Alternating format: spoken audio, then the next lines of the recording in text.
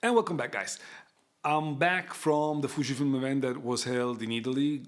Huge thanks to Fujifilm Italia for inviting me there so that I had the chance to try the new products that were launched on May 16th. This video is going to be about the X line product, so the X-T50 and the new Fujifilm kit lens, the 16-50mm F2.8 4.8.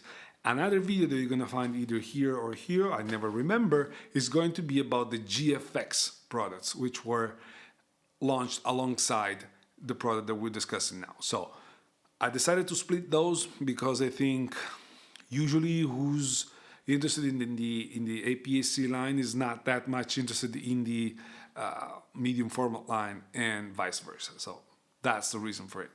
Now let's dive into it.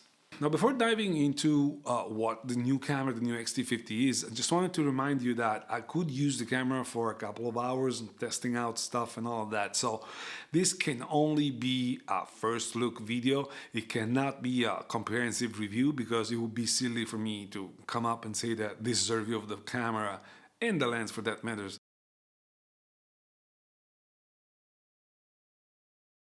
The new X-T50 comes after it's basically the successor to the very well-known X-T30 and X-T30 Mark II. The X-T two-digit line is basically one of the most used of the Fujifilm X line cameras, and the success for this line is fairly simple. They're small, compact, lightweight, sexy-looking, and very powerful cameras. And so it is easy to understand why there's a lot of interest on the launch of the X-T50, especially because there was no X-T40. That basically the fourth generation got skipped. They only presented back in 2021 the X-T30 Mark II, but there was a gap that needed to be filled.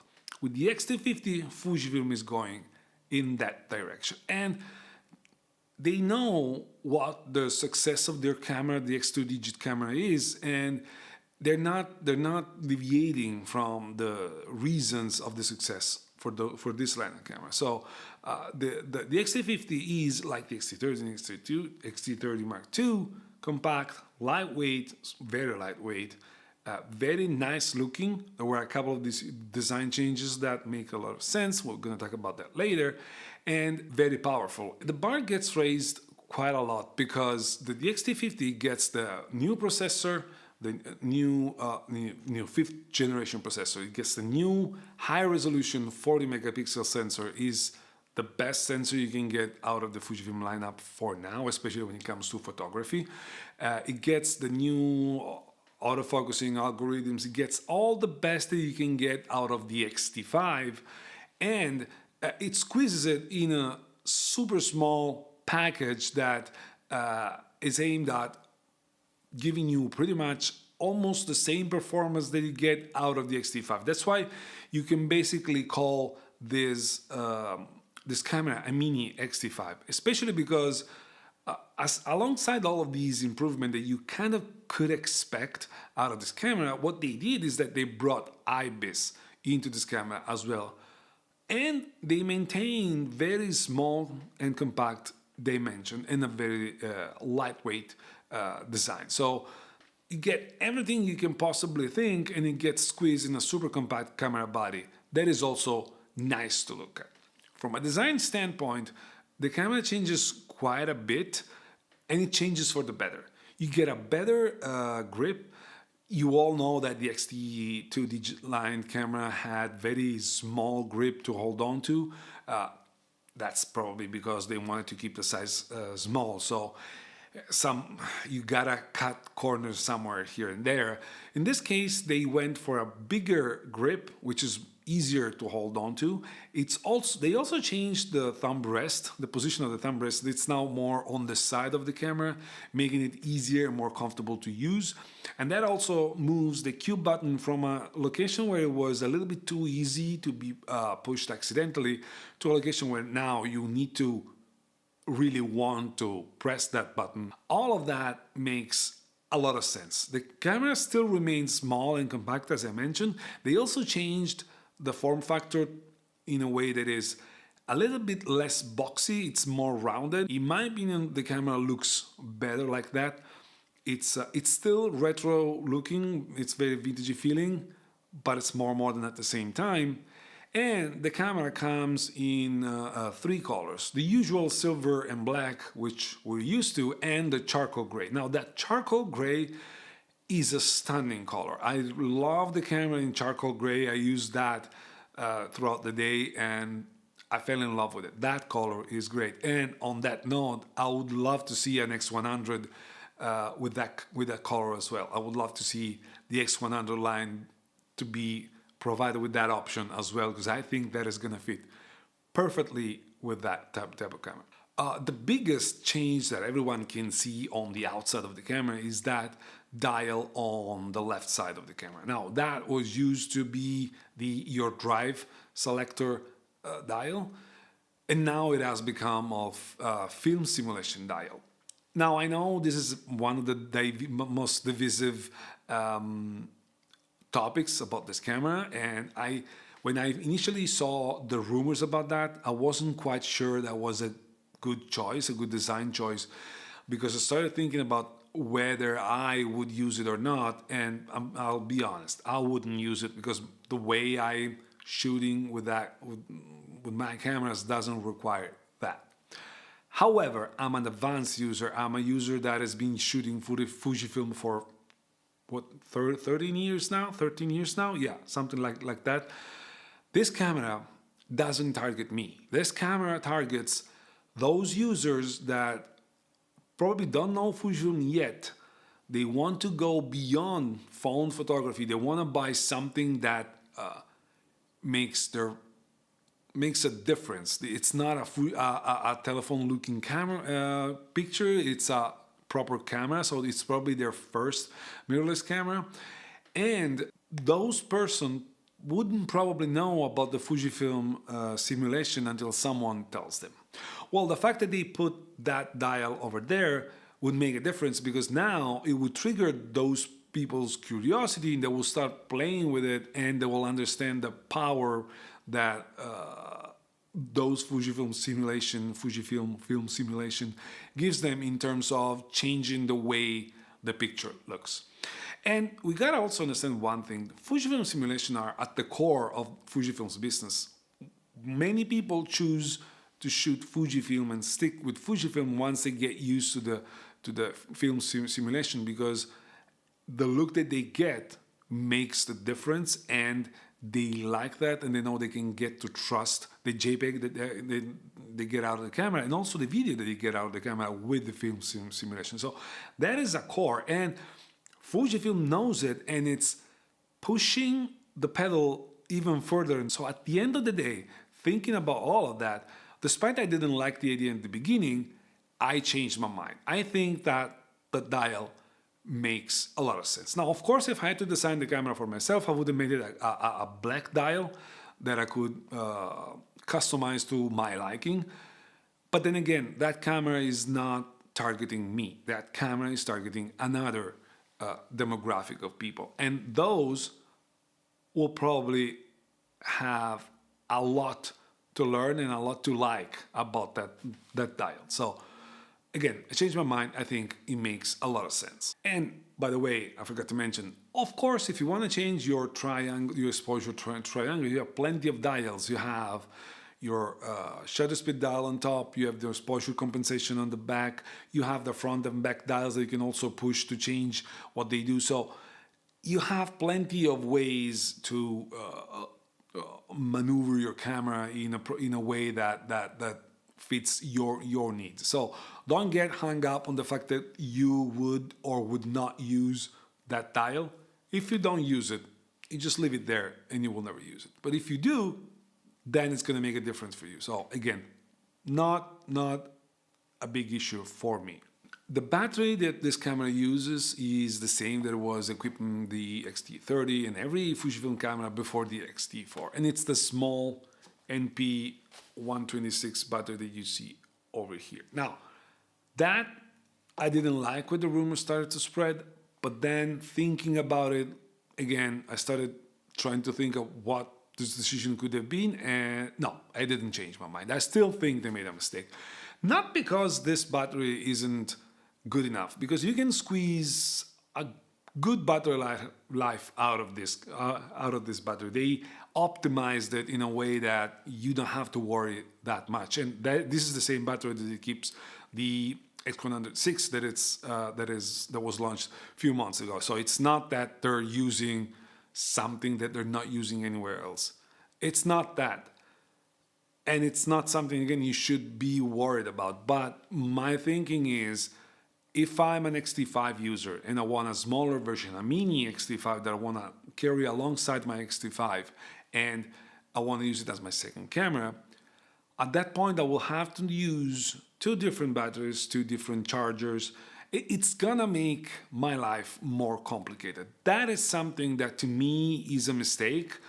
I believe they should have moved, with the exception of the X106, which is a standalone camera that doesn't necessarily fit as part of a more complex kit.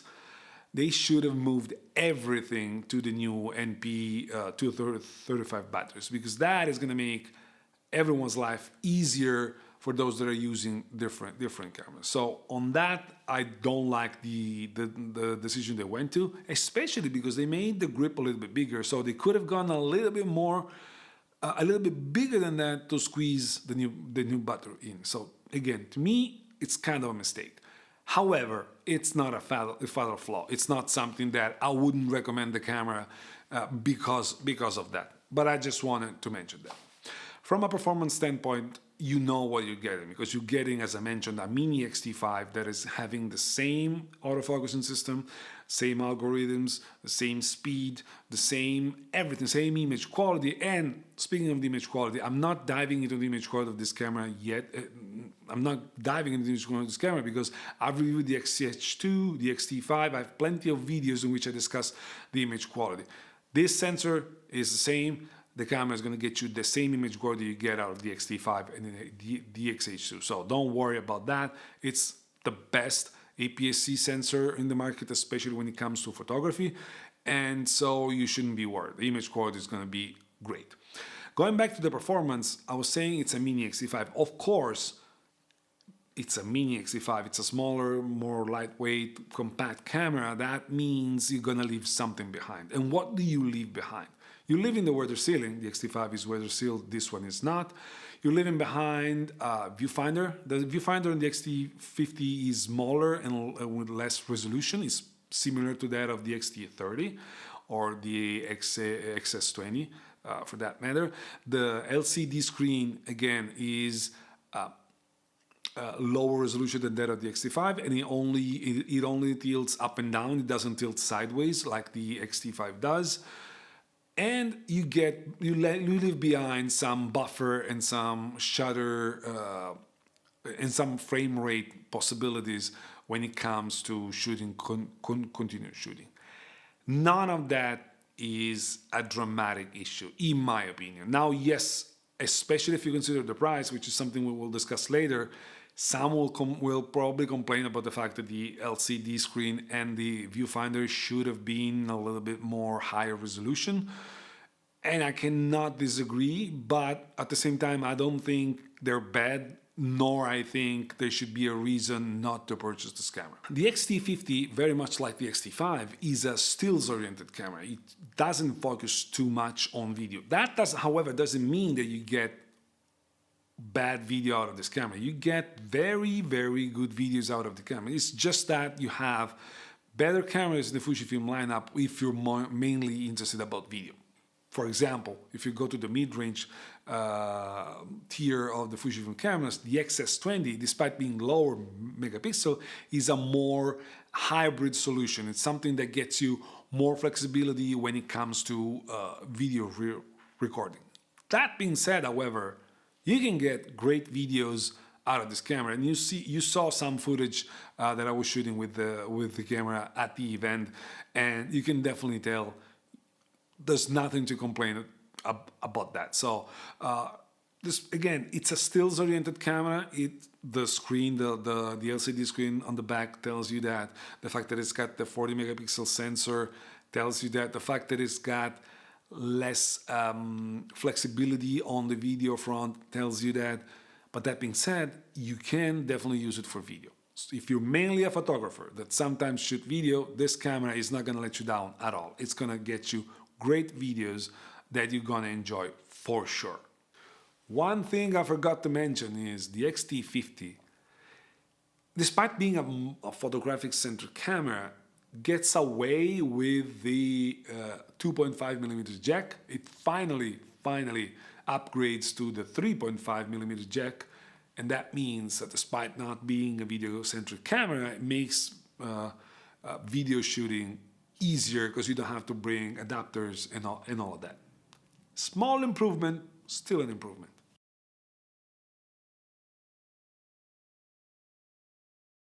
We all knew that at some point the 18-55, basically the best kit lens for everyone in the mirrorless market. That's pretty much everyone was saying that. We knew that this lens was going to be replaced at some point. And why is that? Well, that lens was launched when Fujifilm cameras had 16 megapixels. So we're talking about less than half the resolution we have today. And despite the fact that that lens was great with that sensor and also with the 24 and 26 megapixels, with the new sensor, that lens showed that Fujifilm wasn't thinking about resolution this high back then when they released that lens. And we're talking about more than 10 years ago, so things have moved forward. So an update was due. This new lens, however, takes a slightly different approach. It's a lens that kind of goes away from some of the design choice that we had on the 18-55 to go towards a more usable and more attractive lens for a larger amount of people. Why is that? That is because instead of going from 18 millimeters at the wide end, it starts at 16. Yes, you lose 5 millimeters on the long end, but that is not a big deal. It's not a big deal at all because 5 millimeters at 50 or 55, it doesn't make that much of a difference. But the lens is smaller, is more lightweight, and it's weather sealed. All things that the 18-55 didn't have. On top of that, the autofocus is very fast, but we're going to talk about that later. And the only compromise that you have is you basically leaving behind the stabilization, which was included in the lens in the 18-55, and it's not here. And you're leaving behind half a stop of aperture on the telephoto end. Now, while the lack of stabilization is not a big deal because I don't think people using old cameras are going to upgrade to this lens. So this lens is going to be used just with new cameras moving forward. And all the new cameras are being equipped with IBIS. And also the fact that the kit lens is going to be was updated without IBIS kind of tells us that Fujifilm is not planning on releasing any more X-line cameras without IBIS. That's something I don't know for sure, but I'm guessing it's like that. The loss of the half stop aperture may be a little bit more problematic for some, not necessarily because of the light gathering, because at the end of the day, high ISO have gotten more and more usable from the previous year to today, but mostly because of the possibility of blurring the background. However, all in all, I think that the compromises that were done with this lens kind of make sense. They make more of a attractive choice. Also, the lens, something I forgot, is internal zooming, so it doesn't extend as you zoom. So that means the lens stays super small and super compact all the time. It's provided with the aperture ring, like the 18-55, and like that one being a variable aperture, it doesn't have the marking, so it's free spinning aperture ring. We know it's like that anytime we're talking about variable apertures, so there's no reason to complain about that. But overall, the lens is built really, really well. It's, as I mentioned, weather sealed, and it's a very, very, very interesting option. That being said, the lens fits perfectly on the X-T50. It gets you a very powerful, very fast, very attractive, very compact, small, and lightweight kit that makes a lot of sense. It's something that you will be willing to carry around just because the combination of those stays below 600 grams, if I'm not wrong.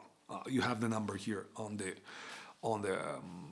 screen. So very good combination. When it comes to the sheer image quality, what I can tell you that during the test that I could do, it was an hour and a half that I tested this, and I tested it only on the X-T50, so I don't have right now a way to open the RAW files. I can only judge the JPEGs.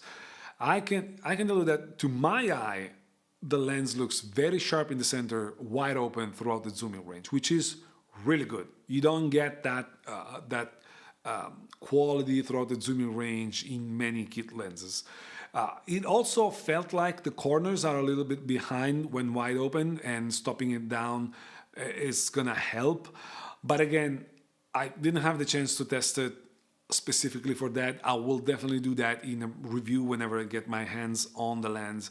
But overall, it looks like the image quality of the lens is really good. I liked also the close focusing capabilities that you get out of this lens. You can get really close. It makes the lens very flexible, because if you're out, it gets you all the possibilities of shooting whatever you want, whenever you want it, without bringing a lot of lenses with you. And at the end of the day, that's what a kit lens is supposed to do. So I think the reputation that the 18-55 had is gonna translate to the reputation that this lens, this kit lens, will have in the future. To me, it seems like it's a very, very good lens. It looks also like the bokeh isn't bad. Actually, it's really good.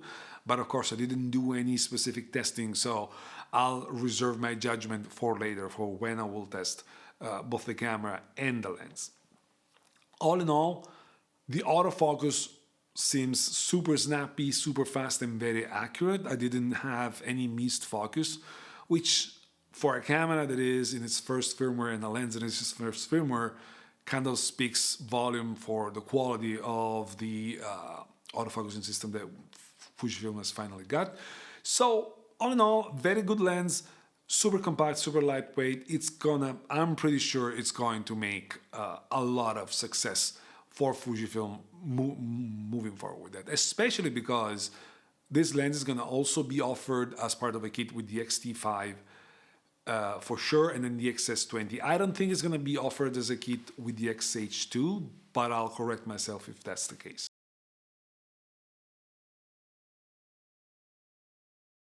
Now let's talk prices, because at the end of the day, the price is what is going to determine the success or not of this camera, of any product for that matter. The X-T50 is priced at $1399 in the US and 1,529 euros in Italy. That means it's a huge step above the launched price for the X-T30. We're talking about more than 500 euros or dollars of difference. That is quite a lot. It's basically a 50% increase, more than a 50% increase. And for comparison, the XS20, which is the other mid-range camera from Fujifilm, is sold 100 euros, $100 less when it comes to the MSRP. And the XS20 is a more flexible, more hybrid camera. Is this the correct pricing for this camera?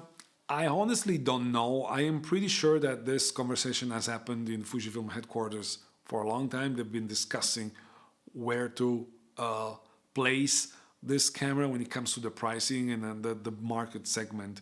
And so I'm pretty sure they explored all the possibilities and all the potential results that they were going to get. To me, I'm having a little bit of a hard times justifying the price, and I'll get to that in a second, because to counterweight what I'm saying, it looks like, based on the first Fujifilm rumors report, that the X-T50 is one of the most pre-ordered cameras at B&H and in general in the US. So that means that despite the higher price, it looks like there's a lot of people interested in this camera. So whatever I'm about to say, it may be completely wrong. It's just my take, and I'm no pricing expert. I believe that this camera should have been sold $100 or $200 less, because at the end of the day, the X-T30 was kind of the entry level, and it was below that $1,000 threshold, which is a psychological threshold. The people sometimes don't want to go beyond spending that much.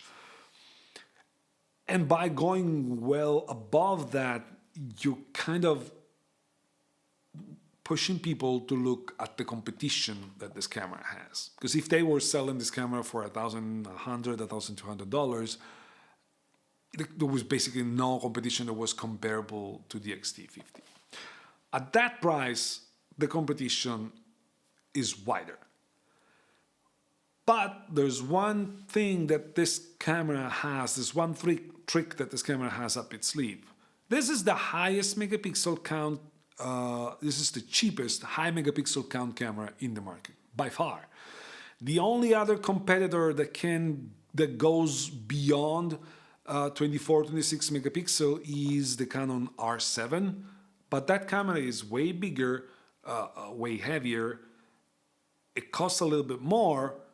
Yes, it's a higher level camera because it's weather sealed and all of that, but at the same time, it's not as sexy and good looking, and this is something that Fujifilm is targeting too, but also doesn't have good affordable options when it comes to lenses. And that means that yes, it's a competition because it's got 33 megapixel, which is 32.5, which is still less than the 40 that the X-T50 gets, but not by a huge margin.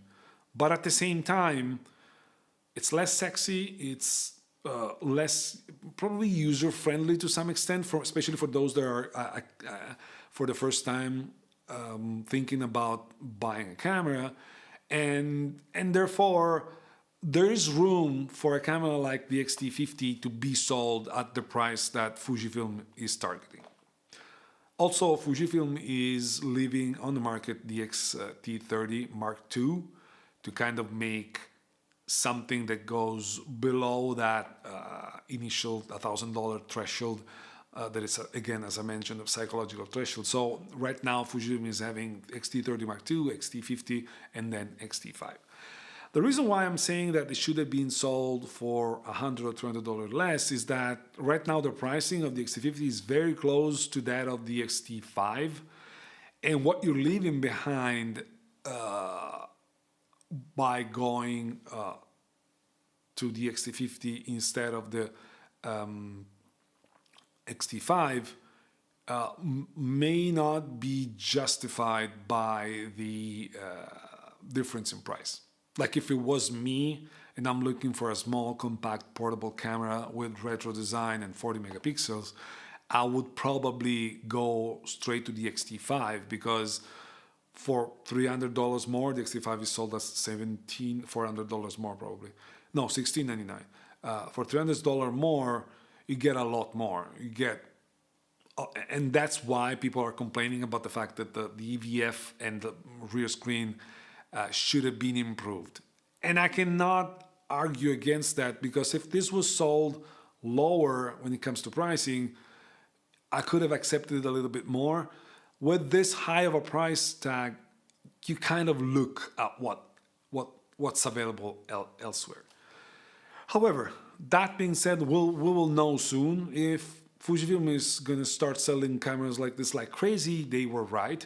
If the camera is not selling well, the price is going to come down. We'll see. I'm not here to tell you that they were right or wrong. I have doubts. The X-T50 is also going to be sold in kit with the new lens at around $1,800, €1,900, and that is quite of a steep price for a beginner's kit. But also, it's not necessarily a beginner's kit. This camera can get you a lot more than a beginner's will ever need. So I believe probably Fuji is trying to do something like an entry level with the X-T30, a mid-level with the XS20, X-T5, X-T50, and then the higher level, the higher level lineup with the X-T5, X-H2, and X-H2S. When it comes to the lens, like many other kit lenses, and the 18-55 was the same, it's got a very high price tag in a vacuum, like $700 or 849 euros. But then it gets sold at half the price when you're buying the kit. And lenses like this are rarely sold separately. So it makes sense they put a huge price tag on those that want to buy it as a standalone lens, because they know that the vast majority of the production for these lenses is going to go towards kits. It's normal. I don't know if it's right or wrong, but at the end of the day, it's always been like that, and it will probably be like that forever. So this is basically a kit lens that is going to be sold on kits. And in that case, in the kit, you're going to pay for it $350, $400. It's the right price for a lens like this.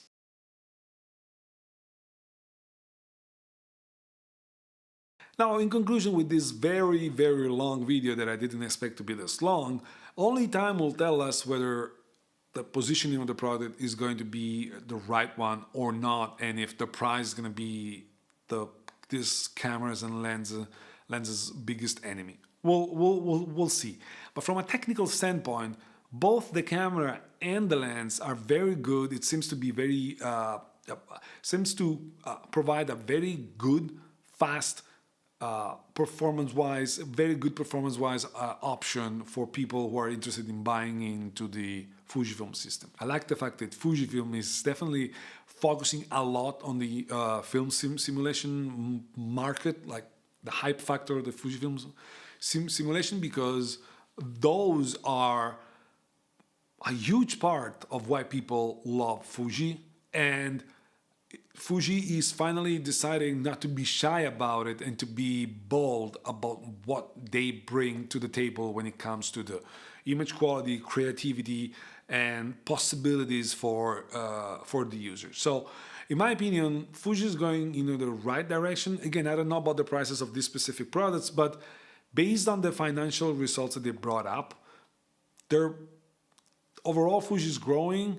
But what's impressive is that the digital imaging products, meaning cameras and lenses, are growing a lot compared to other brands that are shrinking and shrinking. So this may tell us that they're doing the right thing and they know better than us. That's their job, so you would expect that. And if that's true, and if that continues throughout the next years, they will have a lot of money they can possibly decide to invest in R&D to give us better products, more advanced products, and overall a better user experience. So I am really looking forward to see what the future is going to bring. I like both the camera and the lens. I think they're a great companion. They're a great option as a kit. And I'm looking forward to test them out for a longer period of time, because I believe if the price is not gonna hold them back, these cameras and lenses are gonna make splashes in the industry. So that's it for today. This video was very long. I didn't expect it, but I think we had to discuss about all of those things. Ciao, and I'll see you in the next one. Bye.